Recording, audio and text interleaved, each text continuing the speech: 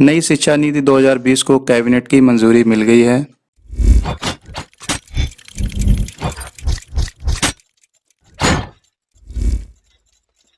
इसके कुछ मुख्य प्रभावित बिंदु हैं जिन पर आज हम चर्चा करेंगे। तो हाय गाइस, मेरा नाम है सर्वजीत और आप देख रहे हैं या सर्वजीत टीवी। शिक्षा नीति में इससे पहले 1986 में शिक्षा नीति लागू की गई थी। 1992 में शिक्षा नीति में कुछ संशोधन भी किए गए थे, यानी कि अब 34 साल के बाद देश में एक नई शिक्षा नीति लागू की जा रही है।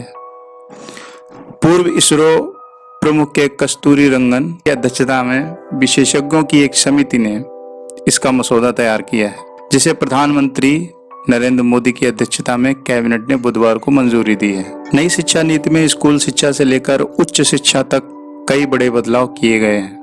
तो दोस्तों, अगर वीडियो पसंद आ रहा हो तो इसे लाइक भी कीजिएगा और सब्सक्राइब कर लें। जो मेरे से पहली बार मिले हैं, सब्सक्राइब कर लें, जिससे कि हम बार बार मिलते रहेंगे।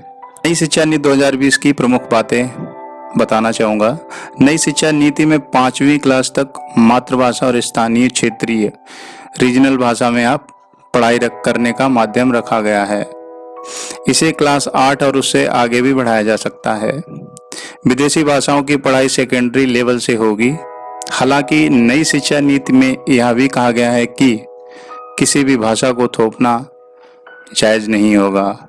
स्कूली पाठ्यक्रमों से दूर रह रहे 2 करोड़ बच्चों को दोबारा मुख्यधारा में लाया जाएगा। इसके लिए स्कूल के बुनियादी ढांचे का विकास और नवीन शिक्षा केंद्रों की स्थापना की जाएगी।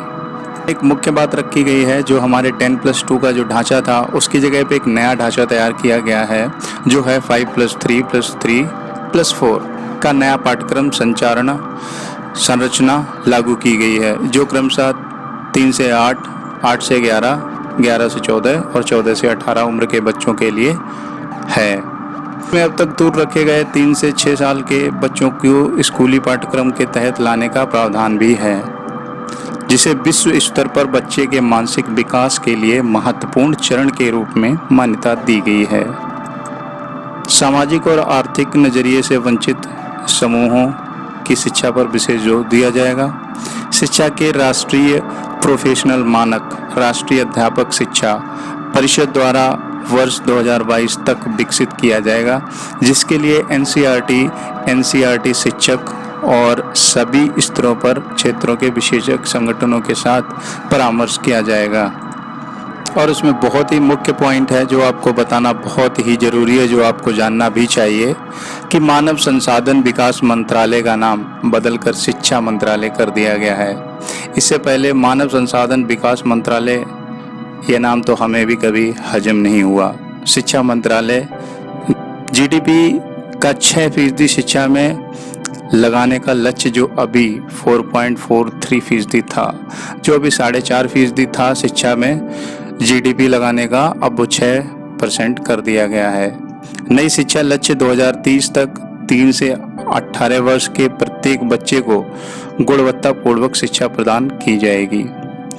6ठी क्लास से वोकेशनल कोर्स शुरू किए जाएंगे, जिसके तहत आप बाकायदा इंडस्ट्रियल ट्रेनिंग ले सकते हैं। जिसमें भी आपकी रुचि है उस सब्जेक्ट को चुन सकते हैं। उच्च शिक्षा के लिए एक सिग्नल रेगुलेटर रहेगा। लॉ और मेडिकल शिक्षा को छोड़कर समस्त शिक्षा उच्च शिक्षा के लिए एकल अति महत्वपूर्ण व्यापक निकाय के रूप में भारत उच्च शिक्षा आयोग का गठन करेगा। और इसमें एक सबसे अच्छा बिंदु है जो मैं बताना चाहूँगा, कि आप जैसे डिग्री कोर्स करते थे तो उसमें अगर आपने फर्स्ट ईयर क्वालिफाई कर लिया तो आपको एक सर्टिफिकेट दिया जाएगा। सेकेंड ईयर अगर क्लियर कर लिया है और उसके बाद पढ़ाई छोड़ दी है तो आपको डिप्लोमा दिया जाएगा, और थर्ड ईयर कर लिया है तो आपको डिग्री प्राप्त की जाएगी, डिग्री प्राप्त होगी। तो ये एक नया प्रावधान है, जिससे कि आपकी पढ़ाई खराब नहीं होगी। किसी भी कारण बस आप अगर छोड़नी पड़ रही पढ़ाई तो आपकी पढ़ाई बेकार नहीं जाएगी, वो आपको सर्टिफिकेट और डिप्लोमा और डिग्री के रूप में आपको प्राप्त होगी।